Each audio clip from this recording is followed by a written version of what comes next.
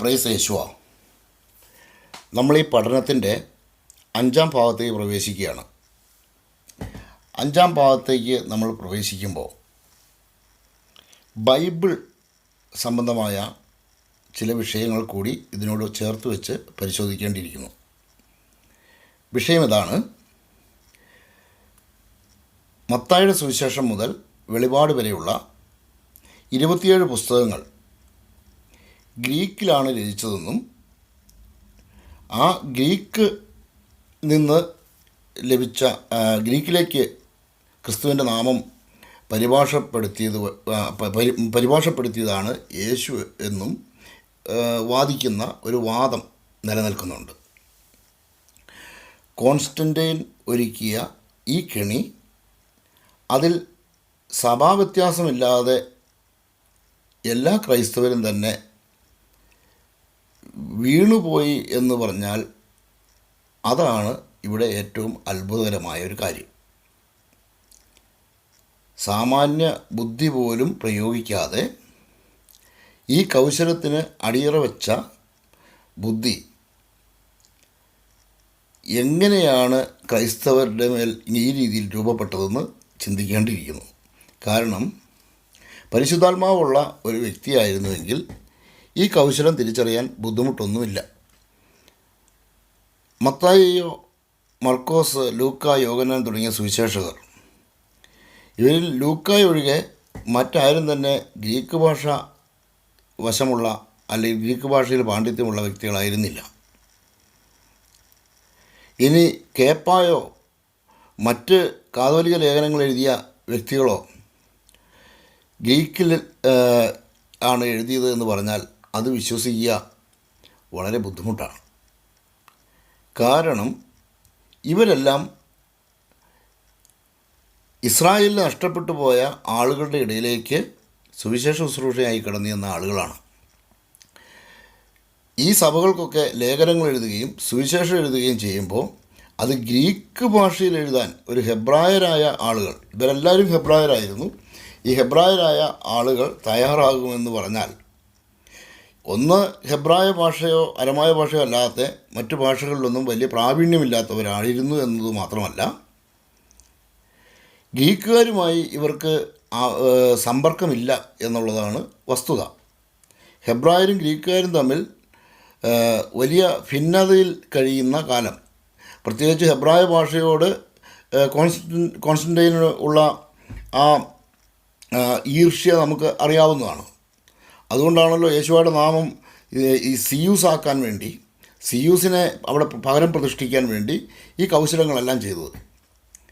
Greek ഭാഷയിൽ ആണ് ഈ ഗ്രന്ഥങ്ങളെല്ലാം എഴുതിയത് എന്ന് പറയുമ്പോൾ നമ്മൾ സ്വാഭാവികമായി മനസ്സിലാക്കേണ്ട ഒരു കാര്യം, ഹെബ്രായരായ ആളുകളുടെ ഇസ്രായേൽക്കാർ, യഹൂദർ, ഇവർ ആരും സുവിശേഷം അറിയരുത് എന്ന ആഗ്രഹം അപ്പസ്തോലന്മാർക്കുണ്ടായിരുന്നു. അങ്ങനെയെങ്കിൽ അവർ യഥാർത്ഥത്തിൽ എഴുതിയ ഹെബ്രായ അരമായ മൂലങ്ങൾ എങ്ങനെ നഷ്ടപ്പെട്ടു പോയി? ഇതാണ് നമ്മൾ തിരിച്ചറിയേണ്ടത്. ബൈബിൾ എഴുതിയത് ഗ്രീക്കിലല്ല, ഗ്രീക്കിലേക്ക് പരിഭാഷപ്പെടുത്തിയത് കോൺസ്റ്റന്റൈൻ്റെ നേതൃത്വത്തിലാണ് എന്നുള്ളത് യാഥാർത്ഥ്യം. എന്നാൽ പരിഭാഷപ്പെടുത്തിയപ്പോൾ അതിലെ ആശയങ്ങളൊന്നും തന്നെ ചോർന്നു പോകാതെ അതിലെ യേശുവായ്ക്ക് പകരം, ക്രിസ്തുവിന് പകരമായി കോൺസ്റ്റന്റൈൻ്റെ ദേവനായ ഈസൂസിനെ പ്രതിഷ്ഠിച്ചു എന്ന ഒരൊറ്റ തെറ്റു മാത്രമാണ് ആ പരിഭാഷയിൽ സംഭവിച്ചത്. അതിന് ഹെബ്രായ ഭാഷ നിലനിന്നാൽ, ഹെബ്രായ ഭാഷയിലുള്ള ഗ്രന്ഥങ്ങൾ നിലനിന്നാൽ യേശുവായുടെ പേര് മാറ്റാനായിട്ട് കഴിയില്ല. അതിൻ്റെ മൂലഗ്രന്ഥങ്ങൾ എവിടെയെങ്കിലും ഉണ്ടെങ്കിൽ യേശുവായോടൊപ്പം കൂടെ നടന്ന ആളുകൾ ഏതായാലും ആ നാമം പരിഭാഷപ്പെടുത്തില്ല എന്നുള്ള കാര്യവും വ്യക്തമാണ്. ആ ഗ്രന്ഥം നിലനിൽക്കുകയും കാണാൻ മറ്റുള്ളവർക്ക് ലഭിക്കുകയും ചെയ്താൽ കോൺസ്റ്റന്റൈൻ നടത്തിയ കൗശലം തിരിച്ചറിയും എന്നതുകൊണ്ടാണ് ആ ഗ്രന്ഥങ്ങളെല്ലാം പരിപൂർണമായി നശിപ്പിക്കുകയും ഗ്രീക്ക് ആണ് മൂലഗ്രന്ഥം എന്നുള്ള രീതിയിൽ പ്രചരിപ്പിക്കുകയും ചെയ്യുന്നത്. ഇവിടെ സ്വാഭാവികമായും നമുക്ക് ഉയർന്നു വരാവുന്നൊരു ചോദ്യമുണ്ട്. ഈ പൗലോസ് അപ്പോസ്തലൻ ഹെബ്രായർക്ക് എഴുതിയ ലേഖനത്തിൻ്റെ എങ്കിലും ഹെബ്രായ മൂലം ഉണ്ടാകേണ്ടതാണ്. ഇനി ഗലാത്തിയിലും അവിടെയെല്ലാം തിങ്ങിപ്പാർത്തിരുന്ന ഓരോ സഭകൾക്ക് എഴുതിയ ലേഖനങ്ങൾ, ആ ലേഖനങ്ങളിലെല്ലാം ഗ്രീക്ക് ഭാഷയിൽ ലേഖനങ്ങൾ എഴുതുക എന്ന് പറഞ്ഞാൽ അങ്ങനെ ഒരു സാഹസത്തിന് പണ്ഡിതനായ ആത്മീയ ജ്ഞാനിയായ പൗലോസ് അപ്പോസ്തലൻ മുതിരുമെന്ന് ആരെങ്കിലും കരുതുന്നുണ്ടോ? പൗലോസ് അപ്പോസ്തലൻ ഇന്നത്തെ ഈ കൽദായ പണ്ഡിതന്മാരെ പോലെ ക്ലാസിക്കൽ നൃത്തത്തിലോ കാബറയിലോ ഒന്നും പാണ്ഡിത്യം നേടിയവരും ഡോക്ടറേറ്റ് എടുത്തതും ആയിരുന്നില്ല. ഗമാലിയലിൻ്റെ കാൽക്കീഴിലിരുന്ന് വ്യക്തമായി നിയമഗ്രന്ഥങ്ങളെക്കുറിച്ച് അപഗ്രഥനം നടത്തുകയും യഹൂദൻ്റെ നിയമങ്ങളും പ്രവചനങ്ങളുമൊക്കെ വ്യക്തതയോടുകൂടി പഠിക്കുകയും ചെയ്തിട്ടുള്ള പാണ്ഡിത്യമുള്ള ഒരു യഹൂദനായിരുന്നു. ബെന്യാമിൻ ഗോത്രത്തിൽ നിന്ന് വന്ന യഹൂദന്മാരിൽ ശ്രേഷ്ഠ പദവി പറയപ്പെടുന്ന ഫരിസേയനായിരുന്നു ഈ പറയുന്ന പൗലോസ് അപ്പോസ്തലൻ. ഈ പൗലോസ് അപ്പോസ്തലൻ ഒരു ഗ്രന്ഥവും ഹെബ്രായ ഭാഷയിൽ എഴുതിയില്ല എന്ന് പറഞ്ഞാൽ അത് വിശ്വസിപ്പിക്കാൻ കോൺസ്റ്റന്റൈന് കഴിഞ്ഞു. അത് വിശ്വസിക്കാൻ കോൺസ്റ്റന്റൈൻ്റെ പിൻഗാമികൾ തയ്യാറായി. അതിന് സഭയോ വർഗമോ ജാതിയോ ഒന്നും വ്യത്യാസമില്ലാതെ എല്ലാവരും അത് സ്വീകരിച്ചു. ഇത്രമാത്രം ഈ കൗശലം ഇവിടെ നടന്നിട്ടും ഇത് തിരിച്ചറിയാൻ ഇന്നും ആളുകൾ തയ്യാറാവാത്തതിൻ്റെ കാരണം എന്താണെന്നും നമ്മൾ അന്വേഷിക്കണം. എന്നാൽ എന്തുകൊണ്ട് ദൈവം ഇത് അനുവദിച്ചു? ദൈവം ഇത് അനുവദിച്ചതിൻ്റെ പിന്നിൽ ഒരു ദൈവഹിതമുണ്ട്. അതെന്താണെന്നും നമുക്ക് ഇവിടെ പരിശോധിക്കണം. അതോടൊപ്പം ഈ നാമത്തിൻ അന്ത്യകാലത്ത് ഈ നാമവുമായി ബന്ധപ്പെട്ടുള്ള പ്രാധാന്യം അത് പരിശോധിക്കണം. ഇനി യേശുവായുടെ നാമത്തിൽ സ്നാനം സ്വീകരിക്കാത്ത അവസ്ഥ നിലവിലുണ്ട്. ഇന്നും സ്നാനം നൽകുമ്പോൾ പിതാവിൻ്റെയും പുത്രൻ്റെയും പരിശുദ്ധാത്മാവിൻ്റെയും നാമത്തിൽ എന്ന് പറയുകയല്ലാതെ യേശുവായുടെ നാമത്തിൽ ഒരു സഭകളും സ്നാനം നൽകുന്നില്ല എന്നുള്ളതാണ് നമുക്ക് മുന്നിലുള്ള യാഥാർത്ഥ്യം. ആ യാഥാർത്ഥ്യം നിലനിൽക്കുമ്പോൾ യേശുവായുടെ നാമത്തിൽ സ്നാനം സ്വീകരിക്കാതെ എങ്ങനെ ഒരു വ്യക്തി രക്ഷപ്രാപിക്കും? അപ്പോസ്തല പ്രവർത്തനങ്ങളിൽ കേപ്പ വ്യക്തമാക്കി, നിങ്ങൾ പശ്ചാത്തപിക്കുവാൻ പാപമോചനത്തിനായി യേശുവ മശിഹായുടെ നാമത്തിൽ സ്നാനം സ്വീകരിക്കുക. എന്നാൽ ഏതെങ്കിലും സഭ ഇന്ന് യേശുവ മശിഹായുടെ നാമത്തിൽ സ്നാനം നൽകുന്നുണ്ടോ? ഇനി ഇവരെല്ലാം വിശ്വസിക്കുന്ന യേശുവിൻ്റെ നാമത്തിലോ അല്ലെങ്കിൽ ഈശോയുടെ നാമത്തിലോ ആരെങ്കിലും സ്നാനം നൽകുന്നുണ്ടോ? അല്ലെങ്കിൽ യാഹുവയുടെ നാമത്തിൽ സ്നാനം നൽകുന്നുണ്ടോ? ഇല്ല. ഇവരെല്ലാവരും പിതാവിൻ്റെയും പുത്രൻ്റെയും പരിശുദ്ധാത്മാവിൻ്റെയും നാമത്തിൽ എന്ന് പറയും. എന്നാൽ നാമം അവിടെ പറയാതിരിക്കുകയും ചെയ്യുന്നു. നാമമില്ല, പിതാവിൻ്റെയും പുത്രൻ്റെയും പരിശുദ്ധാത്മാവിൻ്റെയും നാമത്തിൽ നിന്ന് പറയുന്നു. ആ നാമം അവിടെ ഉച്ചരിക്കുന്നില്ല. നാമം ഉച്ചരിക്കണം എന്നുള്ളതാണ് പരിശുദ്ധാത്മാവ് വഴി അപ്പസ്തോലന്മാർക്ക് ലഭിച്ചിരിക്കുന്ന അറിവ്. ആ അറിവിൻ്റെ അടിസ്ഥാനത്തിൽ ആദിമ നൂറ്റാണ്ടിൽ അപ്പസ്തോലന്മാർ സ്നാനം നൽകിയത് യേശുവായുടെ നാമത്തിലാണ്. എന്നാൽ ഇന്ന് പിന്നോട്ട് വന്ന തലമുറകളൊക്കെ യേശുവായുടെ നാമത്തിലല്ല സ്നാനം സ്വീകരിച്ചത്. ഒട്ടുമിക്ക ആളുകളും ഇപ്പോൾ ഈ ഗ്രൂപ്പിലുള്ള വ്യക്തികളടക്കം ഈ വോയിസ് ക്ലിപ്പ് ശ്രവിക്കുന്ന ബഹുഭൂരിപക്ഷമല്ല, എല്ലാവരും തന്നെ പിതാവിൻ്റെയും പുത്രൻ്റെയും പരിശുദ്ധാത്മാവിൻ്റെയും നാമത്തിൽ എന്ന് പറഞ്ഞുകൊണ്ടുള്ള ആ സ്നാനമാണ് സ്വീകരിച്ചിരിക്കുന്നത്. എന്നാൽ ആ സ്നാനത്തിന് എന്ത് പ്രസക്തിയാണുള്ളത്? യേശുവായുടെ നാമം പറയാതെ ആ സ്നാനം പൂർണ്ണമാകുമോ? ഇല്ല എന്നതാണ് യാഥാർത്ഥ്യം. അങ്ങനെയെങ്കിൽ അതിന് പരിഹാരമുണ്ടോ? ആ പരിഹാരത്തെക്കുറിച്ചും നമുക്ക് അന്വേഷിക്കണം. പരിഹാരമുണ്ട്. കാരണം ദൈവം അനുവദിച്ച ദൈവഹിതപ്രകാരം ഈ പേരുമാറ്റലിൽ ഒരു ദൈവഹിതം ഉണ്ടായിരുന്നു എന്ന യാഥാർത്ഥ്യം നിലനിൽക്കുന്നുവെങ്കിൽ ഇതിനൊരു പരിഹാരമുണ്ട്. എന്നാൽ ആര് സ്വീകരിച്ച സ്നാനത്തിന് പൂർണ്ണതയില്ല എന്നുള്ളത് യാഥാർത്ഥ്യം. എന്നാൽ അത് പൂർണ്ണമാകാനുള്ള ഒരു വഴി ദൈവം ബൈബിളിൽ തന്നെ ഒരുക്കി വെച്ചിട്ടുമുണ്ട്. ഇനി നമുക്ക് പരിശോധിക്കേണ്ടത് എന്തിനായിരുന്നു ഈ തിരുമറി നടന്നത്? പേരുമാറ്റം നടന്നത് ഈസാ നബിയെ പ്രതിഷ്ഠിക്കാനാണെങ്കിൽ അത് ദൈവം അനുവദിച്ചത് എന്തിനാണ്? നമ്മൾ ശ്രദ്ധിച്ചാൽ മനസ്സിലാവും. ഇവിടെ ബസ്, ഓട്ടോറിക്ഷ, ഇനിയിപ്പം ഏത് പന്നിക്കൂട് പണിയണമെങ്കിൽ പോലും അതിൻ്റെ മുമ്പിൽ യേശു എന്ന് എഴുതി വെച്ച്, അല്ലെങ്കിൽ ജീസസ് എന്നൊക്കെ എഴുതി വച്ചിരിക്കുന്നത് നമുക്ക് കാണാൻ കഴിയും. പല ബസ്സുകളും ജീസസ് എന്നുള്ള പേരിലാണ്. അതുപോലെ തന്നെ ജീസസ് എന്ന് പറഞ്ഞുകൊണ്ടും യേശു എന്ന് പറഞ്ഞുകൊണ്ടും ആ പേര് ദുരുപയോഗിച്ചുകൊണ്ട് പല പ്രവൃത്തികളിലൂടെ നടക്കുന്നുണ്ട്. ബാർ ഹോട്ടലുകൾ നടത്തുന്നുണ്ട്, അതിന് പോലും ഇതുണ്ട്. അതുപോലെ തന്നെ വിവിധ കാര്യങ്ങൾക്ക് വേണ്ടി, അതും ശ്രേഷ്ഠമല്ലാത്തതും ശ്രേഷ്ഠമായതും ഒക്കെയായ പല പല കാര്യങ്ങൾക്ക് വേണ്ടി ഈ നാമം ദുരുപയോഗിക്കപ്പെടുന്നുണ്ട്. എന്നാൽ ഈ നാമം ദുരുപയോഗിച്ചുകൊണ്ട് ഒരു സമൂഹത്തിന് അധികകാലം മുന്നോട്ട് പോകാൻ കഴിയില്ല. അതുകൊണ്ടാണ് യഥാർത്ഥ നാമം മാറ്റപ്പെട്ടപ്പോൾ ദൈവം മൗനാനുവാദം കൊടുത്തത് എന്ന് നമുക്ക് ഒരു വശത്ത് നിന്ന് ചിന്തിക്കാം. പൂർണ്ണമായും ഈ വിഷയം മാത്രമല്ല, ഇവിടെ അയ്യപ്പ ഭക്തനായ വ്യക്തി പോലും യേശുദാസ് എന്നുള്ള പേരിൽ അറിയപ്പെടുന്നു. അതുകൊണ്ട് തന്നെ ഈസൂസ് എന്ന് പറയുന്ന സൂര്യപുത്രൻ്റെ ദാസനാണ് എന്ന് കാരണം കൊണ്ട് അവൻ ശബരിമലയ്ക്കോ ഏത് പൈശാചിക സ്ഥലത്ത് പോയാലും ആ നാമം യഥാർത്ഥത്തിൽ കളങ്കപ്പെടുന്നില്ല. സൈന്യങ്ങളുടെ ദൈവമായ യാഹ്വേയുടെയോ അവിടുത്തെ അവിടുന്ന് രക്ഷകനായി കടന്നു വന്നപ്പോൾ ലോകത്തിന് വെളിപ്പെടുത്തിയ യഥാർത്ഥ നാമമായ യേശുവ മശിഹ എന്ന നാമമോ അവിടെ കളങ്കപ്പെടാതെ കാത്തു പരിപാലിക്കുക എന്ന ദൈവിക പദ്ധതി ഇതിൻ്റെ പിന്നിലുണ്ടായിരുന്നു. അതുമാത്രമല്ലെങ്കിലും ഇങ്ങനെയൊരു പദ്ധതിയും ഉണ്ട്. ഇനി മറ്റൊന്ന്, ഈ നാമം ദുരുപയോഗിക്കാനുള്ള സാഹചര്യം ഇല്ലാതാക്കിയത് മാത്രമല്ല, ഈ നാമം ഉപയോഗിച്ചാൽ അന്ത്യകാലത്ത് യേശുവയുടെ പ്രവചനങ്ങൾ പൂർത്തീകരിക്കുന്നതിന് ചില തടസ്സങ്ങളുണ്ട്. ഒന്ന്, ഈസാ നബി ഇവിടെ വരണം.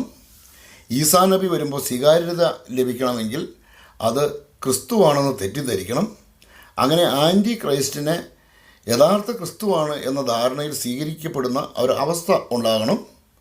ഇവയെല്ലാം സംഭവിക്കണമെങ്കിൽ ഈസാ നബി എന്ന ഒരു വ്യാജ കഥാപാത്രത്തെ ഇവിടെ സൃഷ്ടിക്കണം. ആ വ്യാജ കഥാപാത്രം ശരീരം ധരിച്ച് കടന്നു വരികയും പിന്നീട് അവൻ ഈ ഭൂമിയിൽ പൈശാചികതയുടേതായ നേതൃത്വം ഏറ്റെടുക്കുകയും ചെയ്യുന്ന ഒരു സാഹചര്യമുണ്ട്. അതിനെക്കുറിച്ച് ബൈബിൾ വ്യക്തമാക്കിയിട്ടുള്ളത് കൊണ്ട് ആ ഭാഗത്തേക്ക് നമുക്ക് പ്രവേശിക്കാം. അപ്പോൾ ഈ ഈസാ നബിക്ക് ഇവിടെ വരണമെങ്കിൽ, അത് ക്രിസ്തുവാണെന്ന് തെറ്റിദ്ധരിപ്പിക്കണമെങ്കിൽ ക്രിസ്തുവിൻ്റെ യഥാർത്ഥ നാമം നിലനിൽക്കുമ്പോൾ അത് സാധിക്കില്ല. അതിനുവേണ്ടിയാണ് ലോകത്ത് ഒരു വിഗ്രഹങ്ങളുടെയും ഒരു ദേവന്മാരുടെയും, ഇനിയിപ്പോൾ സാധാരണ ഒരു വ്യക്തിയുടെ പോലും, അല്ലെങ്കിൽ ഇവിടെ ഈ ഭൂമിയിൽ കാണുന്ന മഹാന്മാരെയൊക്കെ നമുക്കറിയാം.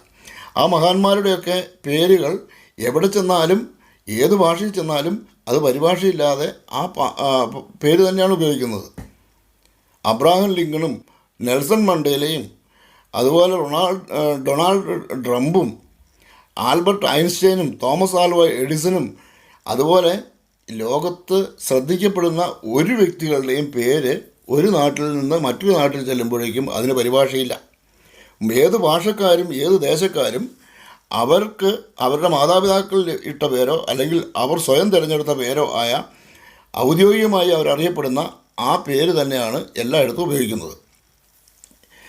ഇനി ദേവന്മാരുടെയും ദേവിമാരുടെയും കണക്കെടുത്താലും അവരുടെ പേരുകളും അതിൻ്റെ പര്യായ പദങ്ങളും ഒക്കെയാണ് എല്ലായിടത്തും ഉപയോഗിക്കുന്നത്.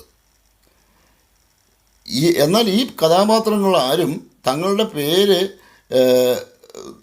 മാറ്റരുത് എന്ന് അന്ത്യശാസനം മുഴക്കിയിട്ടൊന്നുമില്ല. ഈ മതങ്ങൾ സ്ഥാപിച്ച വ്യക്തികൾ ആ മതങ്ങൾക്ക് വേണ്ടി രൂപപ്പെടുത്തുകയും ഭാവനയിൽ സൃഷ്ടിച്ചെടുക്കുകയും ചെയ്ത ദേവീദേവന്മാർക്ക് അവർ തന്നെ നൽകിയിരിക്കുന്ന പേര് മാറ്റരുതെന്ന് ആ മതസ്ഥാപകരാരും പറഞ്ഞിട്ടില്ല. ഇനി ഭൂമിയിലുള്ള രാഷ്ട്രത്തലവന്മാരോ മറ്റ് പ്രഗത്ഭരായ വ്യക്തികളോ അവരുടെ ആരുടെയെങ്കിലും പേര് സാധാരണ മാറ്റരുതെന്നുള്ള സാമാന്യ ബുദ്ധിയുള്ളവർ മാറ്റാറില്ല. എന്നാൽ മാറ്റരുതെന്ന് ആരോടും അന്ത്യശാസ്ത്രം മുഴക്കിയിട്ടൊന്നുമില്ല. അവർ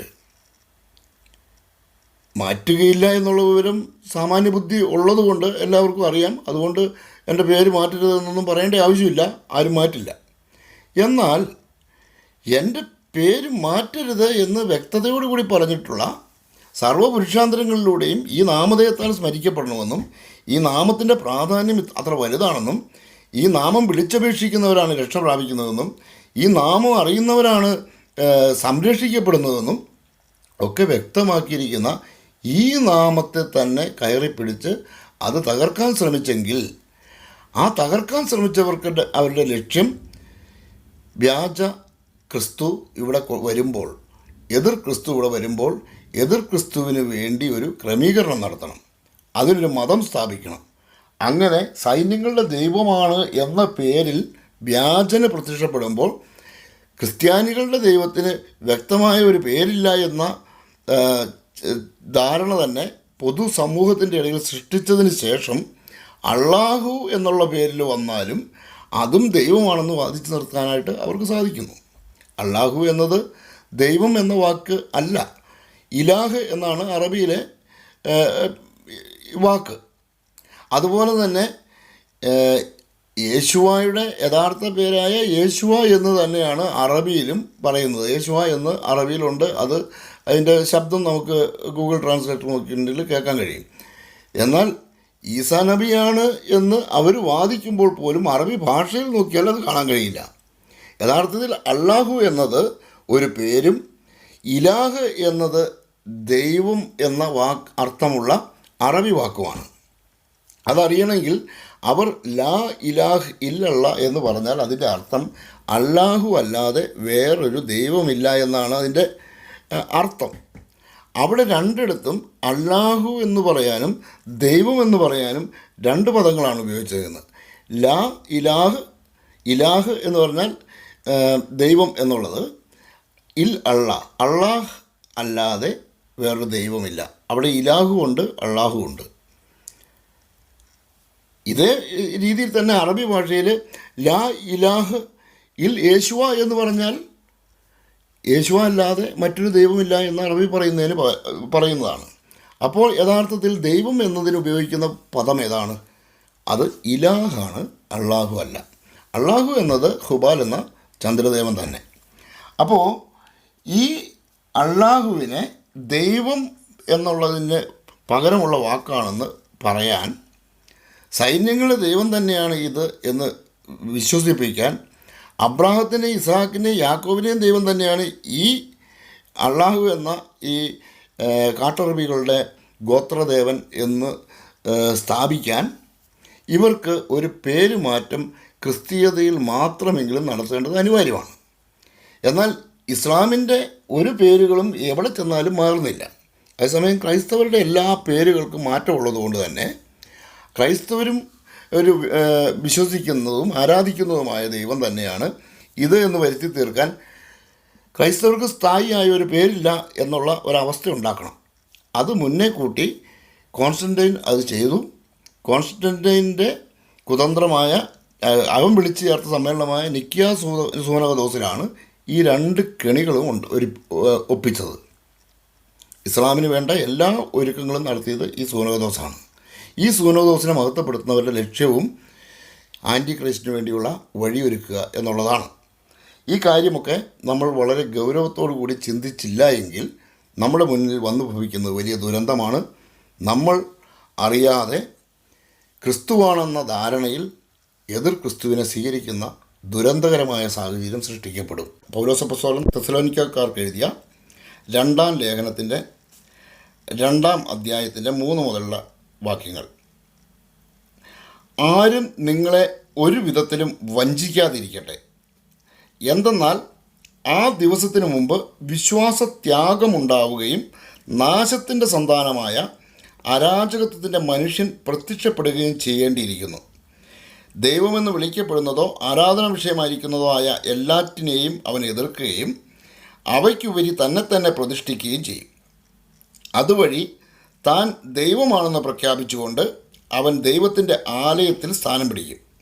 ദൈവത്തിൻ്റെ ആലയം എന്നിവിടെ ഉദ്ദേശിക്കുന്നത് സഭയിൽ എന്ന് നമ്മൾ വായിക്കണം. സഭയെക്കുറിച്ചാണ് ദൈവത്തിൻ്റെ ആലയം എന്ന് ഇവിടെ പറഞ്ഞിരിക്കുന്നത്.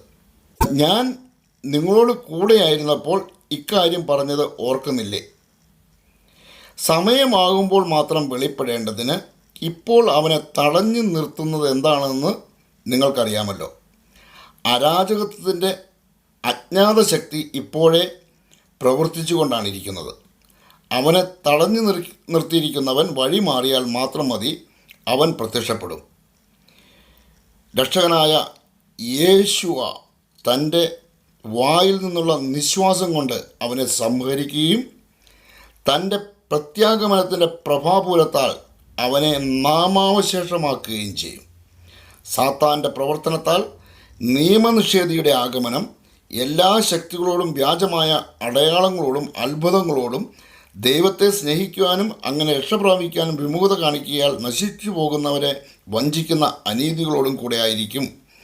അതിനാൽ വ്യാജമായതിനെ വിശ്വസിക്കാൻ പ്രേരിപ്പിക്കുന്ന ഒരു മിഥ്യാബോധം ദൈവം അവരിൽ ഉണർത്തും. തൽഫലമായി സത്യത്തിൽ വിശ്വസിക്കാതെ അനീതിയിൽ ആഹ്ലാദിച്ചവരെല്ലാം ശിക്ഷയ്ക്ക് വിധിക്കപ്പെടും. തെസ്സലോനിക്കക്കാർക്ക് എഴുതിയ 2-ാം ലേഖനം 2-ാമത്തെ അധ്യായം 3 മുതൽ 12 വരെയുള്ള വാക്യങ്ങളാണ് നാം ഇവിടെ വായിച്ചത്. ഇവിടെ വളരെ വ്യക്തമായിട്ട് അരാജകത്വത്തിൻ്റെ മനുഷ്യൻ പ്രത്യക്ഷപ്പെടുമ്പോൾ അവനെ സ്വീകരിക്കാൻ തക്ക വിധം മനുഷ്യരിൽ ഒരു മിഥ്യാബോധം ഉണർത്തപ്പെടുക. അതായത് സത്യത്തെ സ്നേഹിക്കുന്നതിന് പകരം അസത്യത്തെ സ്നേഹിച്ചു എന്നതാണ് ഈ മിഥ്യാബോധം മനുഷ്യരിൽ ഉണർത്താൻ ദൈവം ഇടയാക്കുന്നതിൻ്റെ കാരണം. സത്യം എന്താണ്? സത്യം യേശുവായാണ്. യേശുവയുടെ നാമത്തിലാണ് സത്യം. അതുകൊണ്ടാണ് പറഞ്ഞത്, മറ്റാരിലും രക്ഷയില്ല, ആകാശത്തിന് കീഴെ മനുഷ്യരുടെ ഇടയിൽ നമുക്ക് രക്ഷയ്ക്കായി മറ്റൊരു നാമവും നൽകപ്പെട്ടിട്ടില്ല എന്ന് വ്യക്തമാക്കിക്കൊണ്ട് വെളിപ്പെടുത്തിയ നാമം യേശുവ മശിഹ എന്ന നാമമാണ്. ഈ സുവിശേഷ ഭാഗങ്ങളെല്ലാം ഹെബ്രായ ഭാഷയിൽ നിന്ന് മാറ്റപ്പെട്ടതിൻ്റെ കാരണവും ഈ പേര് രക്ഷയ്ക്കായി നൽകപ്പെട്ടിരിക്കുന്ന ഏകനാമത്തെക്കുറിച്ചുള്ള തെറ്റിദ്ധാരണ ഉണ്ടാക്കുക എന്നുള്ള ലക്ഷ്യത്തോടെയാണ്. ഇവിടെ സംഭവിച്ചതും അതുതന്നെ. യേശുവ എന്ന നാമത്തിൻ്റെ ശക്തിയെക്കുറിച്ചോ യേശുവ എന്ന നാമത്തിൻ്റെ പ്രാധാന്യത്തെക്കുറിച്ചോ മനസ്സിലാക്കാത്ത വിധം, ഇത്രത്തോളം പ്രാധാന്യത്തോടെ നൽകപ്പെട്ടിട്ടും അത് മനസ്സിലാക്കാത്ത വിധം മനുഷ്യഹൃദയങ്ങൾ മിഥ്യാബോധത്തിൻ്റെ തടവറയിലാക്കപ്പെട്ടുവെങ്കിൽ, പ്രത്യേകിച്ച് ക്രൈസ്തവരെന്ന് പറയപ്പെടുന്ന ആളുകൾ മിഥ്യാബോധത്തിൻ്റെ അവസ്ഥയിലേക്ക് പോയെങ്കിൽ, ഈ നാമത്തെ ഗൗരവത്തോടെ സ്നേഹിക്കുന്നതിന് പകരം, ഈ സത്യത്തെ സ്നേഹിക്കുന്നതിന് പകരം അസത്യ പ്രചരണത്തിൻ്റെ വക്താക്കളായി ഇവർ മാറിയതാണ് അതിൻ്റെ ഏറ്റവും വലിയ ദുരന്തം, ആ കാരണമായി വന്നത്. കോൺസ്റ്റന്റൈനും അനുയായികളും കൗശലപൂർവ്വം സഭയിൽ കടന്നുകൂടിയ മറ്റു ട്രോജൻ കുതിരകളും ഇവിടെ തെറ്റായ പ്രബോധനങ്ങൾ നൽകുകയും സത്യദൈവത്തിൻ്റെ സത്യവചനത്തെ നിഷേധിച്ചുകൊണ്ട് പ്രവർത്തിക്കുകയും ചെയ്തപ്പോൾ യാതൊരു സങ്കോചവും കൂടാതെ അവ സ്വീകരിച്ചു എന്നതാണ് അസത്യത്തെ സ്നേഹിച്ചു എന്നതിൻ്റെ അർത്ഥം. അങ്ങനെ അസത്യത്തെ സത്യത്തിന് പകരം വെച്ചപ്പോൾ അസത്യം വഴി ഇവരിൽ മിഥ്യാബോധം ഉണർത്താൻ ദൈവം ഇടയാക്കി. ഈ മിഥ്യാബോധമാണ് ഇന്ന് ലോകത്തെ ആകമാനം ഗ്രസിച്ചിരിക്കുന്നത്. സത്യം പറയുമ്പോൾ അത് സ്വീകരിക്കാനായിട്ടില്ല, അവൻ്റെ മേൽ പാഷാണ്ഡതയോ അല്ലെങ്കിൽ കൾട്ട് ഇതെല്ലാം ആരോപിച്ച് അവരെ തുരങ്കം വെച്ച് പുറത്തിയടിക്കാനായിട്ട് ശ്രമിക്കുക. സത്യം മൂടിവെക്കപ്പെട്ട സത്യം തുറന്നു കാണിക്കുമ്പോൾ അത് ഈർഷ്യയോടെ കാണുകയും അവർക്കെതിരെ അസഹിഷ്ണുതയോടെ ഇറങ്ങിപ്പുറപ്പെടുകയും ചെയ്യുന്ന ഒരു സാഹചര്യം ഇന്നുണ്ട്. ഇതിൻ്റെ എല്ലാം പിന്നിലെ യഥാർത്ഥ ശക്തി ഈ അരാജകത്വത്തിൻ്റെ മനുഷ്യൻ്റെ ആത്മാവ് ഇവരിലെല്ലാം വ്യാപകമായി പ്രവർത്തിക്കുന്നു, മിഥ്യാബോധത്താൽ ഇവരെ കെട്ടിയിട്ടിരിക്കുന്നു. ഈ കാരണം കൊണ്ട് മാത്രമാണ്. എന്നാൽ നീതിക്ക് വേണ്ടി പീഡനമേൽക്കുന്ന ആരും ഭയപ്പെടേണ്ട ആവശ്യമില്ല. എന്തെന്നാൽ യേശുവയുടെ നാമം പറയുന്നത് മൂലമോ യേശുവയുടെ നാമത്തിൻ്റെ സത്യം ലോകത്തോട് വെളിപ്പെടുത്തുന്നത് മൂലമോ ലോകം നമ്മളെ പീഡിപ്പിക്കുമ്പോൾ, ഈ ലോകത്തിൻ്റെ വ്യക്തിത്വങ്ങൾ മനുഷ്യർ നമ്മളെ പീഡിപ്പിക്കുമ്പോൾ നമ്മളൊരു കാര്യം കൃത്യമായി ഓർത്തിരിക്കുക, ഈ തെസ്സലോനിക്കരുടെ തന്നെ 2-ാം ലേഖനത്തിൻ്റെ 1-ാമത്തെ അധ്യായത്തിൽ വ്യക്തമാക്കിയിരിക്കുന്നത് ശ്രദ്ധിക്കുക. രക്ഷകനായ യേശുവ തൻ്റെ ശക്തരായ ദൂതന്മാരോട് കൂടെ അഗ്നിജ്വാലകളുടെ മധ്യേ സ്വർഗത്തിൽ നിന്ന് പ്രത്യക്ഷപ്പെടുമ്പോൾ നിങ്ങളെ പീഡിപ്പിക്കുന്നവരോട് പ്രതികാരം ചെയ്യുക എന്നതും യാതനകൾക്കിരയായ നിങ്ങൾക്ക് ഞങ്ങളോടൊപ്പം സമാശ്വാസം നൽകുക എന്നതും ദൈവത്തിൻ്റെ നീതിയാണ്. അപ്പോൾ അവൻ ദൈവത്തെക്കുറിച്ച് അജ്ഞത പുലർത്തുന്നവർക്കും നമ്മളെ രക്ഷകനായ യേശുവ മശിഹായുടെ സുവിശേഷം അനുസരിക്കാത്തവർക്കും എതിരായി പ്രതികാരം ചെയ്യും. തെസ്സലോനിക്ക ലേഖനം 2-ാം ലേഖനം 6 മുതൽ 8 വരെയുള്ള വാക്യങ്ങൾ. ഇവിടെ നമ്മൾ ശ്രദ്ധിച്ചാൽ മനസ്സിലാകും, ദൈവത്തെക്കുറിച്ച് അജ്ഞത പുലർത്തുന്നവരാണ് ദൈവത്തിൻ്റെ പ്രതികാരത്തിന് ഇരയാകുന്നത്. ഈ അജ്ഞത എന്നത് അറിവിൻ്റെ നേരെ വിപരീത അവസ്ഥയാണ്.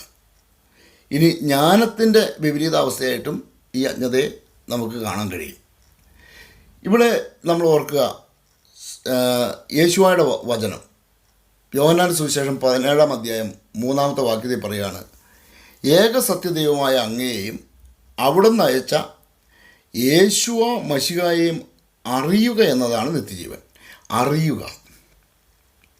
ഈ അറിവ് അജ്ഞതയുടെ വിപരീത ഫലമാണ്. ഈ അജ്ഞത പുലർത്തുന്ന ദൈവത്തെക്കുറിച്ച് അജ്ഞത പുലർത്തുന്നവർ പ്രതികാരത്തിന് ഇരയാകുന്നത് പോലെ, എന്നാൽ ദൈവത്തെക്കുറിച്ചുള്ള അറിവ്, ദൈവത്തെക്കുറിച്ചും മനുഷ്യനായി കടന്നു വന്ന യേശുവായെക്കുറിച്ചും വേറിട്ട് കൃത്യതയോടുകൂടി അറിയുക, അല്ലാതെ ത്രിത്വത്തിലെ 3 ആളത്വം എന്നുള്ള ആ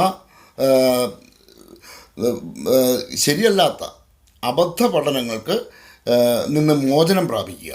അങ്ങനെ മോചനം പ്രാപിച്ച് ഏകസത്യ ദൈവത്തെ അറിയണം. ആ ദൈവം അയച്ച രക്ഷയായ യേശുവ മശിഹായെക്കുറിച്ചും കൃത്യതയോടെ അറിയണം. ഈ അറിവ് ആണ് നിത്യജീവന് അവനെ പാത്രമാക്കുന്നത്. ഒരു വ്യക്തിയെ നിത്യജീവന് പാത്രമാക്കുന്നത് ഈ അറിവാണ്. ഈ അറിവുണ്ടായിരിക്കുകയും ഈ അറിവിനനുസരിച്ച് ജീവിതത്തെ ചിട്ടപ്പെടുത്തുകയും ചെയ്യുമ്പോൾ അതാണ് മാനസാന്തര അനുഭവവും രക്ഷയുടെ അനുഭവവും. ഈ രക്ഷ നമുക്ക് ഓരോരുത്തർക്കും സ്വീകരിക്കുന്നതിന് തടസ്സം നിൽക്കുക എന്നുള്ളതാണ് രക്ഷയെ തടസ്സപ്പെടുത്തുകയും നിഷേധത്തിന് പ്രോത്സാഹനം നൽകുകയും ചെയ്യുന്നവരുടെ ലക്ഷ്യം. ഇത് തന്നെയാണ് ഇവിടെ പറയുന്നത്, അജ്ഞത പുലർത്തുന്നത്, ദൈവത്തെക്കുറിച്ചുള്ള അജ്ഞത പുലർത്തുന്നവർക്ക് എതിരെയുള്ള പ്രതികാരം. അത് ക്രിസ്തുവിൻ്റെ സുവിശേഷം അനുസരിക്കുക. ക്രിസ്തുവിൻ്റെ സുവിശേഷം അനുസരിക്കുക എന്ന് പറഞ്ഞാൽ, കൃത്യമായിട്ട് പറഞ്ഞാൽ മത്തായിയുടെ സുവിശേഷം 28-ാമത്തെ അധ്യായം 19-20, അതിലാണ് ക്രിസ്തു നമ്മളെ സുവിശേഷം പരമേൽപ്പിച്ചിരിക്കുന്നത്. അവിടെ പറയുകയാണ്, സകല ജനതകളെയും ശിക്ഷപ്പെടുത്തുക, പിതാവിൻ്റെയും പുത്രൻ്റെ പരിശുദ്ധാത്മാവിൻ്റെ നാമത്തിൽ അവർക്ക് ജ്ഞാനസ്നാനം നൽകുക, ഞാൻ നിങ്ങളോട് കൽപ്പിച്ചവ അനുസരിക്കാൻ അവരെ പഠിപ്പിക്കുക. ഈ 3 ദൗത്യമേൽപ്പിച്ചാണ് യേശുവ ക്രിസ്ത്യാനികളെ അയച്ചിരിക്കുന്നത്. എല്ലാ ശിഷ്യന്മാരും, നമ്മൾ ഓരോരുത്തരും ശിഷ്യന്മാരാണ്. ക്രിസ്തുവിൻ്റെ നാമത്തിൽ സ്നാനം സ്വീകരിക്കുകയും ശരീരലേപനം സ്വീകരിക്കുകയും ചെയ്തിട്ടുള്ള മുഴുവൻ ആളുകളും ക്രിസ്തുവിൻ്റെ ശിഷ്യന്മാരാണ്.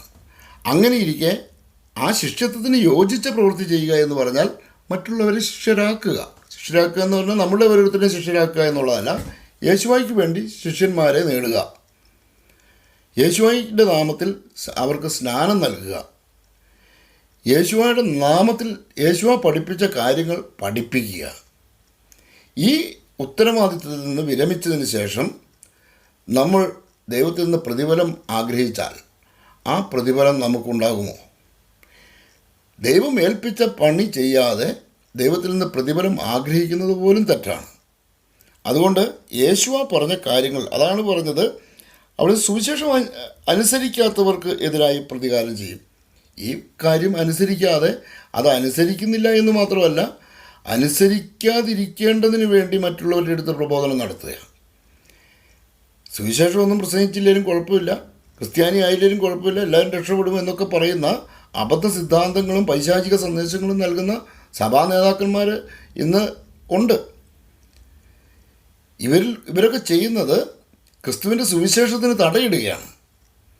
സുവിശേഷം പ്രസംഗിക്കുന്നില്ല എന്ന് മാത്രമല്ല, അവർ സുവിശേഷത്തിന് തടയിടുകയാണ്. മറ്റുള്ളവർ സുവിശേഷം പ്രസംഗിക്കുന്നതിന് തടയുകൂടി ചെയ്യുകയാണ്. ഇവരോടാണ് ദൈവം പ്രതികാരം ചെയ്യുന്നത്. അപ്പോൾ ഇവരെയല്ല നമ്മൾ അനുസരിക്കേണ്ടത്. നമ്മളനുസരിക്കേണ്ടത് ക്രിസ്തുവിനെയാണ്. ക്രിസ്ത്യാനിയാണെങ്കിൽ അവൻ അനുസരിക്കേണ്ടത് ക്രിസ്തുവിനെയാണ്. ക്രിസ്തുവിനെ അനുസരിക്കുന്നവൻ ക്രിസ്തുവിൻ്റെ സുവിശേഷം അനുസരിച്ച് ജീവിക്കും. അതിന് സകല ജനതകളെ ശിക്ഷപ്പെടുത്തും, സ്നാനപ്പെടുത്തും. യേശുവ അനുസരിക്കാനായിട്ട് കൽപ്പിച്ചവയെല്ലാം അനുസരിക്കാനായിട്ട് പഠിപ്പിക്കും. പകരം സ്വന്തമായി നിയമമുണ്ടാക്കി നിക്കിയ സൂനോദോസ് വിളിച്ചു ചേർത്ത് പൈശാചിക സന്ദേശങ്ങളുണ്ടാക്കി അത് പഠിപ്പിച്ചതുപോലെയല്ല, ക്രിസ്തു പറഞ്ഞത് പഠിപ്പിക്കും. അപ്പസ്തോലന്മാർ നൽകിയ പാഠങ്ങൾ നമ്മൾ മനഃപ്പാഠമാക്കി അത് നമ്മൾ ജീവിതത്തിൽ പകർത്തുകയും അത് അവരുടെ പ്രവൃത്തി നമ്മൾ തുടരുകയും ചെയ്യും. ഇതാണ് ക്രിസ്തുവിനാൽ വിളിക്കപ്പെടുന്ന ഏതൊരു വ്യക്തിയിൽ നിന്നും നമുക്ക് ഇതാണ് പ്രതീക്ഷിക്കേണ്ടത്. ഇതിനപ്പുറം എവിടെയെങ്കിലും മല തുറന്ന് അതിൻ്റെ ഉള്ളിലിരുന്ന് പ്രാർത്ഥിക്കുന്ന ഒരു സമൂഹത്തെ അല്ല. പ്രാർത്ഥന മാത്രമായി ജീവിക്കാനല്ല നമ്മൾ അയക്കപ്പെട്ടത്. അങ്ങനെയായിരുന്നുവെങ്കിൽ അപ്പസ്തോലന്മാർ യെരുശലേമിൽ ഒരു റൂം എടുത്ത് അവിടെ കൂടിയാൽ മതിയായിരുന്നു. കട്ടിലേ കിടന്ന് മരിക്കാമായിരുന്നു. എന്തിനാണ് ലോകത്തിൻ്റെ പീഡനങ്ങൾക്ക് വേണ്ടി യേശുവായുടെ ശിഷ്യന്മാർ തങ്ങളെ തന്നെ സമർപ്പിച്ചത്? അത് യേശുവായുടെ ആഹ്വാനം ഉൾക്കൊണ്ടതുകൊണ്ടാണ്. ഇന്ന് തടി കേടാകാതെ മറ്റുള്ളവരോട് അനുരഞ്ജനത്തിൻ്റെ മാർഗത്തിലൂടെ പോയി ഒരു സംയമനത്തിൻ്റെ ഒരു സഹവർത്തിത്വത്തിൻ്റെയൊക്കെ സുവിശേഷമൊക്കെ ആയിട്ട് ഇറങ്ങി യേശുവായുടെ സത്യവചനത്തിന് കുറച്ച് മായമൊക്കെ ചേർത്ത് മയപ്പെടുത്തി പ്രസംഗിച്ച് നടക്കുക. ഇനി എല്ലാവർക്കും കേൾക്കാൻ ഇഷ്ടം ഇവിടെ ഞാൻ പറയുന്ന പോലെ അല്ലെങ്കിൽ മനോവ പറയുന്ന സുവിശേഷം കേൾക്കാനല്ല ഇഷ്ടം. അവർക്ക് കേൾവിക്കാർക്ക് ഇമ്പമുള്ളവരെ കേൾക്കാൻ വേണ്ടി അതിനുവേണ്ടി പറ്റുന്ന സുവിശേഷകരെ വിളിച്ചു ചേർക്കുന്ന ഒരു പ്രവണത കൂടി ഈ കാലഘട്ടത്തിലുണ്ട്. അതും ബൈബിൾ വ്യക്തമാക്കിയിരിക്കുന്ന കാര്യമാണ്, അപ്പസ്തോലൻ വ്യക്തമാക്കിയിരിക്കുന്ന കാര്യമാണ്. യഥാർത്ഥ സുവിശേഷത്തോട് സഹിഷ്ണുത കാണിക്കാത്ത കാലം വരുന്നു. അവർക്ക് കേൾവിക്ക് ഇമ്പമുള്ള പ്രഘോഷകരെ വിളിച്ചു ചേർത്ത് അവരെ ഇപ്പം വിദേശത്തൊക്കെ ജോലി ചെയ്യുന്ന വ്യക്തികൾ നാട്ടിൽ കൂടെ തമാശ പറഞ്ഞ് നടക്കുന്നവർ നമ്മളുടെ അബദ്ധ ജീവിതങ്ങളെ സാന്ത്വനപ്പെടുത്തുന്ന, അത് വലിയ കുഴപ്പമില്ലയെന്ന് പറഞ്ഞ് ആശ്വസിപ്പിക്കുന്ന തമാശകളൊക്കെ പറഞ്ഞ് നടക്കുന്ന ആളുകളെ എത്ര പണം മുടക്കി വേണമെങ്കിലും നാട്ടിൽ നിന്ന് ഇവിടെ കൊണ്ടുവന്ന് വിദേശ രാജ്യങ്ങളിൽ കൊണ്ടുവന്ന് ശുശ്രൂഷ നടത്താനായിട്ട് അവരുടെ പ്രസംഗം ഒന്ന് കേട്ട് സന്തോഷിക്കാനായിട്ട് പല ആളുകളും തയ്യാറാവുന്നു. എന്നാൽ യഥാർത്ഥ ദൈവവചനം താക്കീതും ശാസനയും തെറ്റുതിരുത്തലിനുള്ള ഉത്ബോധനവും എല്ലാമുള്ള ആ ഉദ്ബോധനങ്ങളെ എല്ലാം തള്ളിക്കളഞ്ഞുകൊണ്ട്, ഇത്തരം സുവിശേഷങ്ങളെയൊക്കെ തള്ളിക്കളഞ്ഞുകൊണ്ട് ഇതിനോട് സഹിഷ്ണുത കാണിക്കാത്തവരായി ജനം അധപ്പതിക്കുന്ന ഒരു കാലം. അതാണിപ്പോഴത്തെ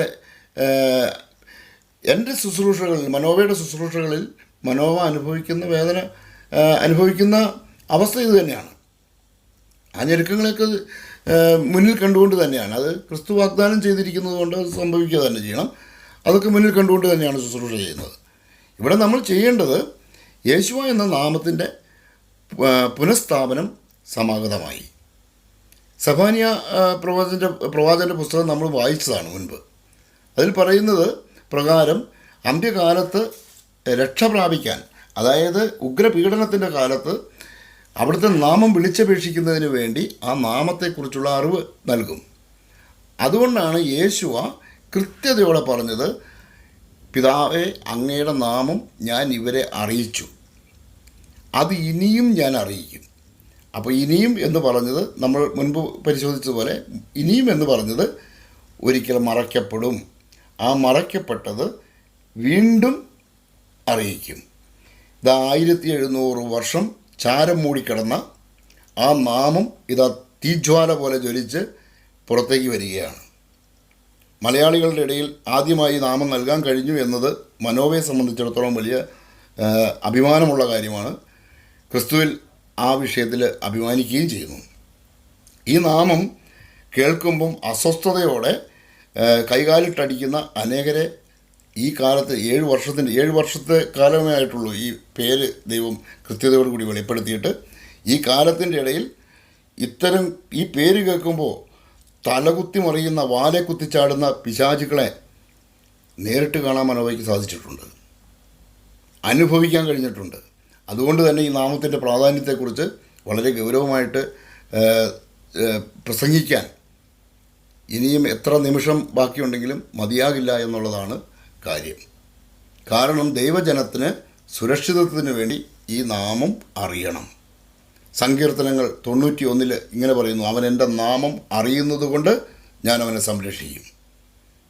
ആ നാമം അറിയുക എന്നതാണ് നിത്യജീവൻ. അവിടുത്തെ നാമത്തിൽ വിശ്വസിക്കണം, അവിടുത്തെ നാമത്തിൽ രോഗികളെ സൗഖ്യപ്പെടുത്തണം, അവിടുത്തെ നാമത്തിൽ ചോദിക്കുന്നത് ലഭിക്കും, അവിടുത്തെ നാമത്തിൽ സ്നാനം സ്വീകരിക്കണം. അവിടുത്തെ നാമത്തിൻ്റെ പ്രാധാന്യത്തെക്കുറിച്ച് ബൈബിളിലുടനീളം കാണുമ്പോൾ ഈ നാമത്തിന് യാതൊരു വിലയും കൊടുക്കാതെ വായിൽ തോന്നുന്നത് കോതയ്ക്ക് പാട്ട് എന്നുള്ള രീതിയിൽ എന്തെങ്കിലും വിളിക്കുന്ന രീതിയിൽ നടക്കുന്ന ആളുകളെക്കുറിച്ച് നമ്മൾ എന്ത് ചിന്തിക്കണം? അന്ത്യകാലത്ത് ഈ പേര് വെളിപ്പെടുമ്പോൾ ആ പേരിനെ സ്വീകരിക്കാനായിട്ട് ഇപ്പോഴെങ്കിലും മനുഷ്യൻ തയ്യാറാവണം. ഈ കാലമത്രയും ഇസ്ലാം മതം സ്ഥാപിതമായപ്പോൾ, ഇപ്പോൾ 1400 വർഷങ്ങൾക്ക് മുമ്പ് സ്ഥാപിതമായ മതം, അന്ന് യാഹ്വയുടെ നാമം എടുക്കാൻ അവർക്ക് കഴിയില്ല. ആ നാമം എടുത്താൽ 3.5 വർഷത്തിന് അധികം ഈ നാമം അവർക്ക് ദുരുപയോഗിക്കാൻ കഴിയില്ല. കാരണം 3.5 വർഷത്തേക്ക് ഈ നാമം ദുരുപയോഗിക്കപ്പെടാനായിട്ട് ദൈവം അനുവാദം കൊടുക്കുന്ന ഒരു സാഹചര്യം ദൈവവചനം വ്യക്തമാക്കിയിട്ടുണ്ട്. സമയങ്ങളും സമയത്തിൻ്റെ പകുതിയും വരെ അവൻ ദൈവത്തിൻ്റെ വിശുദ്ധ സ്ഥലം അശുദ്ധമാക്കും എന്ന് വ്യക്തമാക്കിയിരിക്കുന്നു. ആൻറ്റിക്രൈസ്റ്റ് വന്ന് ദൈവത്തിൻ്റെ വിശുദ്ധ സ്ഥലം അശുദ്ധമാക്കുക എന്ന് പറഞ്ഞാൽ ആ വിശുദ്ധ സ്ഥലം, അതിന് വിശുദ്ധ നാമം, വിശുദ്ധമെന്ന് പറയപ്പെടുന്ന സകലത്തെയും അവൻ ചവിട്ടി മതിക്കുന്ന ഒരു സാഹചര്യമുണ്ട്. അത് അവൻ മാത്രമല്ല, അവനെ അനുഗമിക്കുന്ന സകലരുടെയും നാശത്തിന് അത് കാരണമാവുകയും ദൈവത്തിൻ്റെ കടന്നുവരവ്, യേശുവ ഈ ഭൂമിയിലേക്ക് വരുമ്പോൾ വായിൽ നിന്ന് പുറപ്പെടുന്ന വിശ്വാസത്താൽ ഇവനെ അഗ്നി ഗോളമാക്കി ദഹിപ്പിച്ച് കളയുകയും ചെയ്യുന്ന സാഹചര്യം ഉണ്ടാകും. ആ സമയത്തിന് 3.5 വർഷത്തെ കാലയളവേ ഉള്ളൂ. ആ 3.5 വർഷത്തിൽ കൂടുതൽ ഈ നാമത്തെ ദുഷിക്കാൻ ഒരു മനുഷ്യനെയും ദൈവം അനുവദിക്കില്ല. അതിനുശേഷം അവൻ അഗ്നിക്കിരയാവുക തന്നെ ചെയ്യും. ബൈബിളിൽ നിന്ന് ഒരു ഭാഗം ശ്രദ്ധിക്കുക. ദൈവദൂഷണവും വൻപും പറയുന്ന ഒരു വായ അതിന് നൽകപ്പെട്ടു. 42 മാസം പ്രവർത്തനം നടത്താൻ അതിന് അധികാരം നൽകപ്പെട്ടു. ദൈവത്തിനെതിരെ ദൂഷണം പറയാൻ അത് വായ തുറന്നു. അവിടുത്തെ നാമത്തെയും അവിടുത്തെ വാസസ്ഥലത്തെയും സ്വർഗത്തിൽ വസിക്കുന്നവരെയും അത് ദുഷിച്ചു പറഞ്ഞു. വിശുദ്ധരോട് പടപൊരുതി അവരെ കീഴ്പ്പെടുത്താൻ അതിന് അനുവാദം നൽകി. സകല ഗോത്രങ്ങളെയും ജനതകളെയും ഭാഷകളെയും രാജ്യങ്ങളുടെയും മേൽ അതിന് അധികാരവും ലഭിച്ചു കഴിഞ്ഞു. വധിക്കപ്പെട്ട കുഞ്ഞാടിൻ്റെ ജീവഗ്രന്ഥത്തിൽ ലോകസ്ഥാപനം മുതൽ പേരെഴുതപ്പെടാത്തവരായി ഭൂമിയിൽ വസിക്കുന്ന സർവരും അതിനെ ആരാധിക്കും. ചെവിയുള്ളവൻ കേൾക്കട്ടെ. തടവിലാക്കപ്പെടേണ്ടവൻ തടവിലേക്ക് പോകുന്നു, വാളുകൊണ്ട് വധിക്കപ്പെടേണ്ടവൻ വാളിന് ഇരയാകണം. ഇവിടെയാണ് വിശുദ്ധരുടെ സകല ശക്തിയും വിശ്വാസവും. വെളിപാടിൻ്റെ പുസ്തകം 13-ാം അധ്യായം 5 മുതൽ 10 വരെയുള്ള വാക്യങ്ങളാണ് ഇവിടെ നാം വായിച്ചത്. ഇവിടെ വളരെ വ്യക്തമാണ്. 42 മാസം എന്താണ് ഈ 42 മാസം എന്ന് പരിശോധിച്ചാൽ ആ കാര്യം വ്യക്തമാകും. 3.5 വർഷം എന്നാണ് ഈ 42 മാസത്തെ അടയാളപ്പെടുത്തുന്നത്. ഇനി ഇത് തന്നെ സമയങ്ങളും സമയത്തിൻ്റെ പകുതിയും എന്ന് പറയുന്നു. ഒരു വർഷം സമയം എന്ന് പറയുന്നത് ഒരു വർഷമാണെങ്കിൽ സമയങ്ങൾ എന്ന് പറയുന്നത് 2 വർഷം, അത് 2 മണി ചേരുമ്പോൾ 3. സമയത്തിൻ്റെ പകുതി എന്ന് പറഞ്ഞാൽ അത് 3.5 ഇതും കൂടിയും അവിടെ ചേർത്ത് വെച്ച് നമ്മൾ ചിന്തിക്കണം. ഇവിടെ പറയുന്നത് എന്താണെന്ന് വ്യക്തമായി കേൾക്കുക. ദൈവദൂഷണവും വൻപും പറയുന്ന ഒരു വായ അതിന് നൽകപ്പെട്ടു എന്നാണ് പറയുന്നത്. ദൈവത്തിനെതിരെ ദൂഷണം പറയാൻ അത് വായ തുറന്നു. അവിടുത്തെ നാമത്തെയും അവിടുത്തെ വാസസ്ഥലത്തെയും സ്വർഗത്തിൽ വസിക്കുന്നവരെയും അത് ദുഷിച്ചു പറഞ്ഞു. ഇതാണ് ആ നാമം ദുഷിക്കാൻ വേണ്ടി ദൈവം അനുവാദം കൊടുത്തിരിക്കുന്ന ആ കാലയളവ്.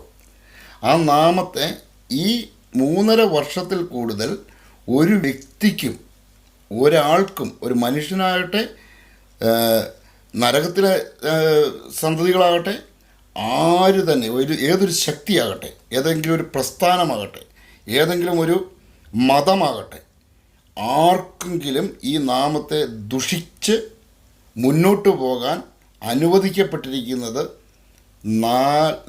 42 മാസം അഥവാ 3.5 വർഷം മാത്രമാണ്. അതിൽ കൂടുതൽ അവർക്ക് മുന്നോട്ട് പോകാൻ കഴിയാത്തത് കൊണ്ട് ഇസ്ലാമാണ് ഈ പേരുപയോഗിച്ച് ആരംഭിച്ചതെങ്കിൽ ആ ഇസ്ലാം മതത്തിന് ഈ 1400 വർഷത്തെ ആയുസ് ഉണ്ടാകുമായിരുന്നില്ല. 3.5 വർഷത്തിനുള്ളിൽ മരുഭൂമിയിൽ അത് ചാമ്പലായി പോകുമായിരുന്നു.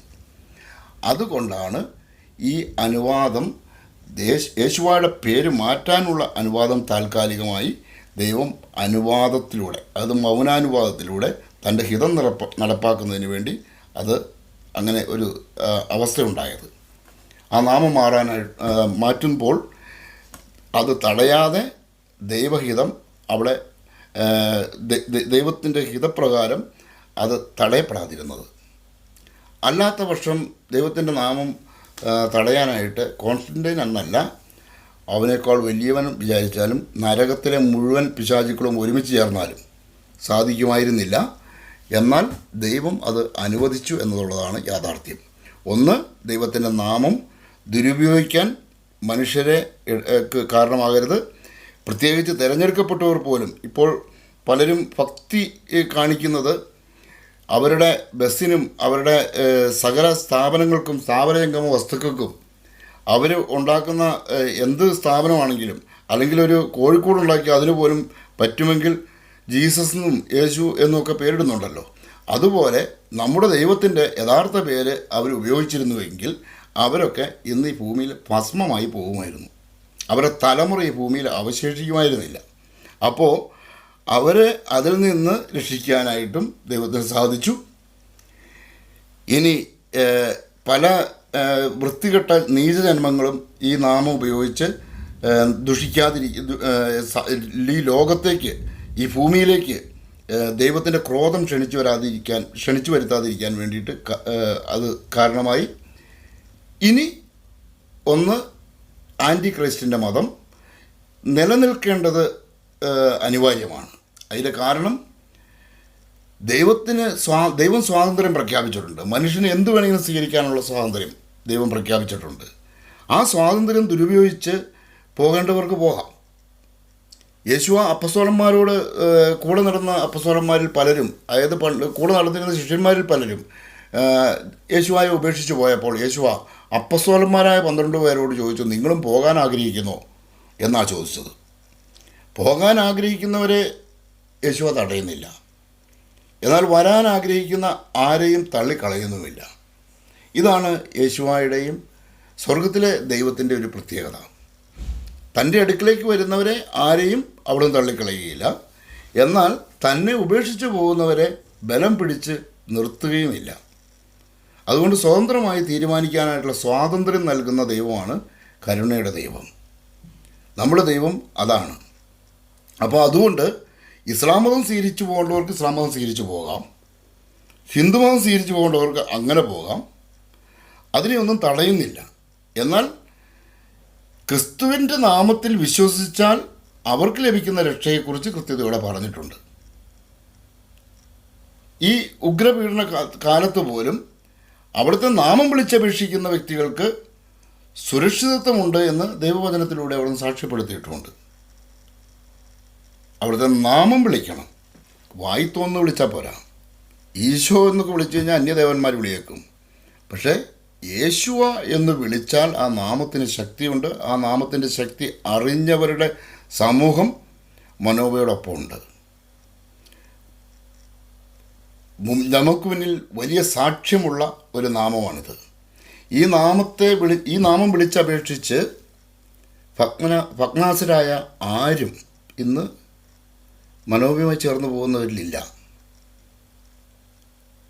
മനോബിയുമായി ചേർന്ന് പോകുന്ന ഒരു വ്യക്തി പോലും അന്യദേവന്മാരെ സേവിക്കാനോ അവരുടെ ആചാരാനുഷ്ഠാനങ്ങൾ അനുകരിക്കാനോ ഇല്ല. വിജാതീയരുമായി വിവാഹബന്ധത്തിൽ ഏർപ്പെട്ട് മലിനരാകുന്നവരില്ല. സഭ വിട്ടു പോകുന്നവരില്ല. ക്രിസ്തുവിനെ ഉപേക്ഷിച്ച് പോകുന്നവരില്ല.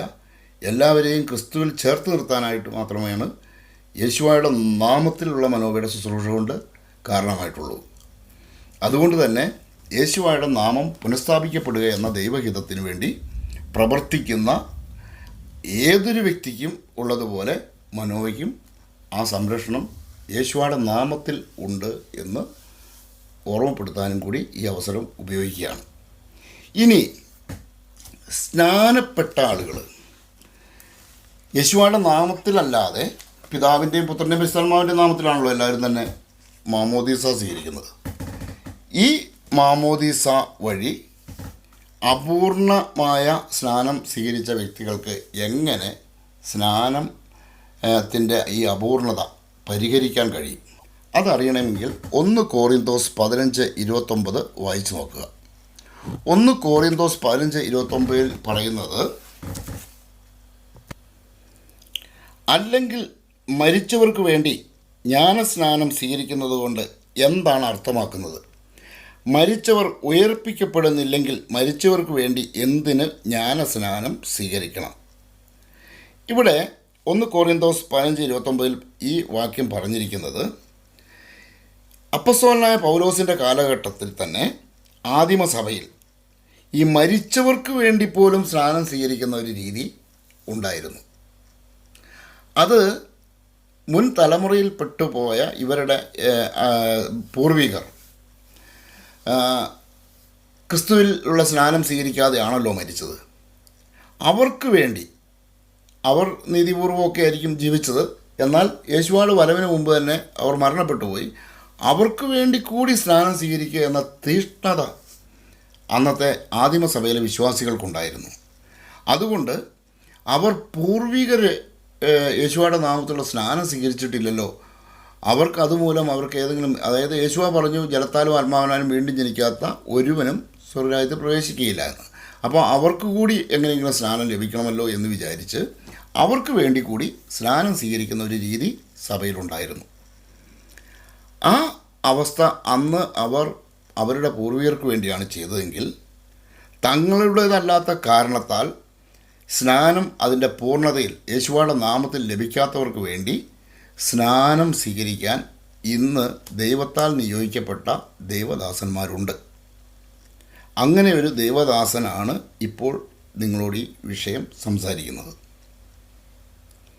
ഈ ദിവസം വരെ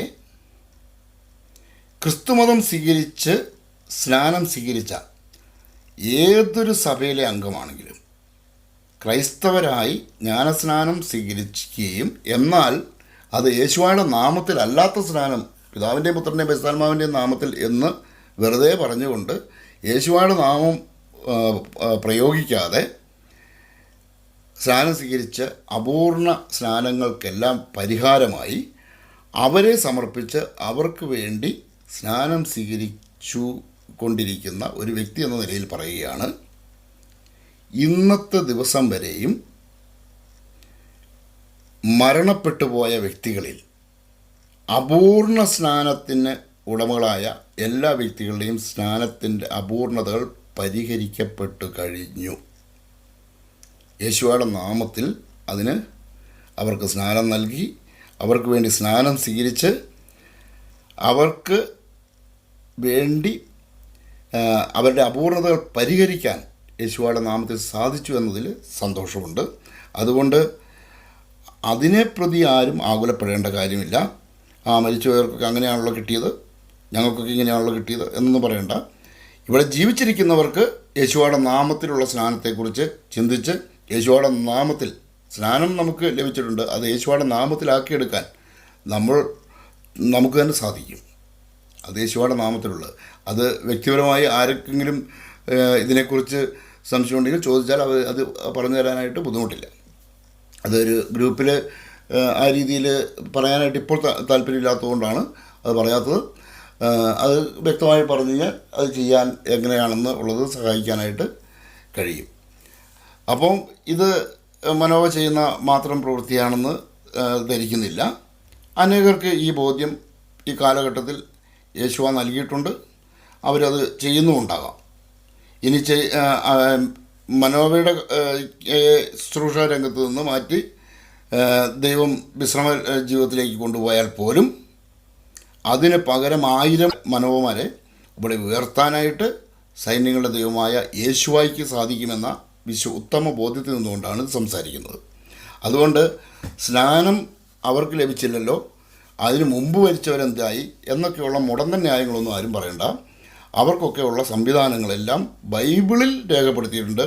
എന്നാൽ ബൈബിൾ വായിച്ചു കഴിഞ്ഞിട്ടുണ്ടെങ്കിൽ അവർ പറഞ്ഞു സംസാരിക്കണമെന്നൊക്കെ പറഞ്ഞ് പ്രചരിപ്പിച്ചിരുന്ന ആളുകളാണല്ലോ മുൻപുണ്ടായിരുന്നവർ.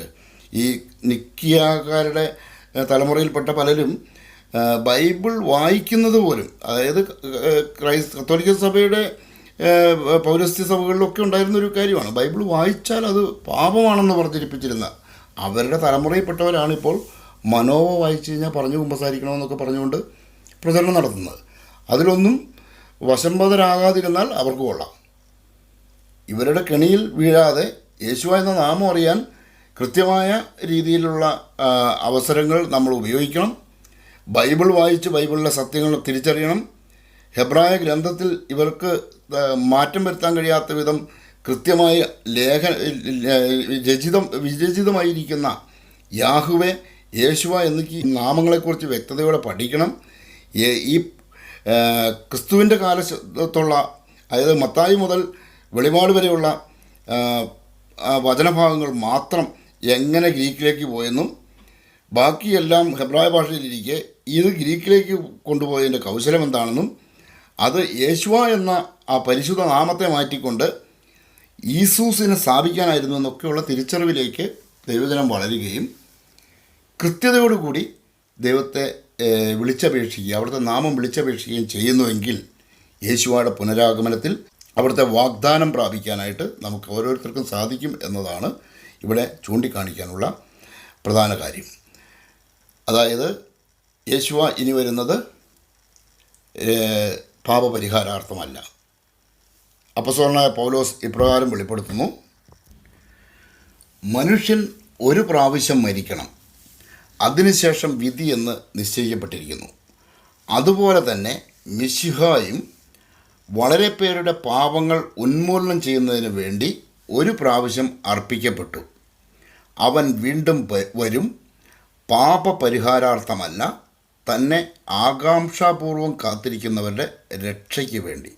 ഹെബ്രായ ലേഖനം 9-ാം അധ്യായം 27-28 വാക്യങ്ങൾ.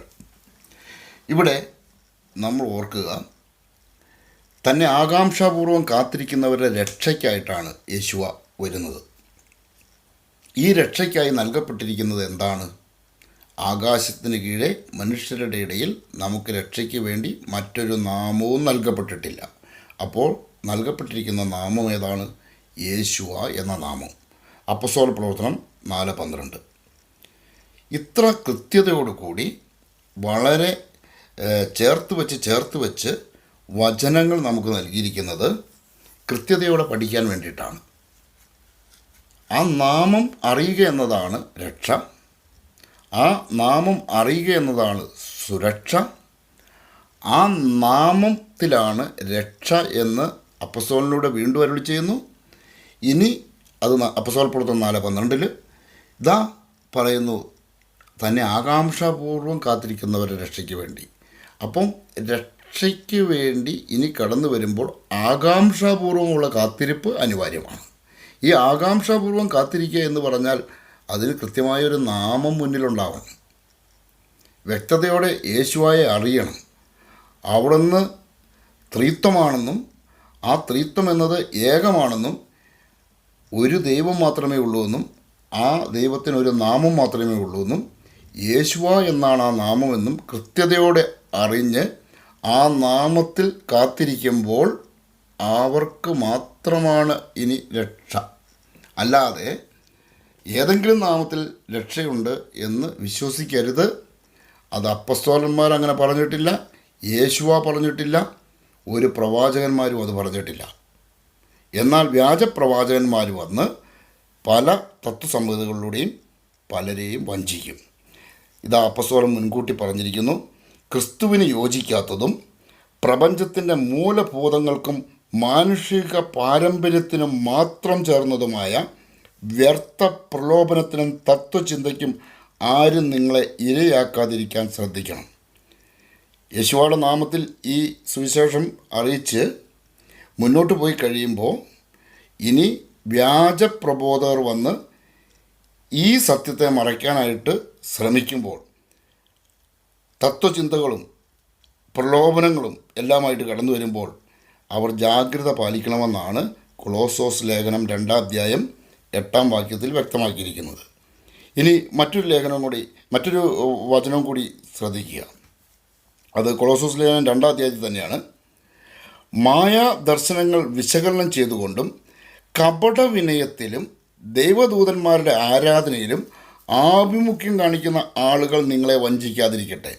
ഇവിടെ വിശുദ്ധരുടെ പേരും ദൈവദൂതന്മാരുടെ പേരും മിഖായേൽ മാലാഖയുടെ പേരും ഒക്കെ പറഞ്ഞുകൊണ്ട് വന്ന് കപട വിനയത്തോടു കൂടി വിനയം അഭിനയിച്ചുകൊണ്ട് നിങ്ങളെ വഞ്ചിക്കാനായിട്ട് ശ്രമിക്കും. അപ്പസ്തോലന്മാരിലോ പ്രവാചകന്മാരിലോ കാണാത്ത വിധം വിനയത്തിൻ്റെ ഭാഷയുമൊക്കെയായി വന്ന് കൃത്യതയോടുകൂടി വചനം പറയുന്ന, ഗാംഭീര്യത്തോടെ വചനം പറയുന്ന ഈ വചനങ്ങളെയൊക്കെ തമസ്കരിക്കാൻ പ്രേരിപ്പിക്കുന്ന വിധം കപട വിനയം നടിച്ച് ആളുകൾ വരുമെന്നാണ് ഇവിടെ വ്യക്തമാക്കിയിരിക്കുന്നത്.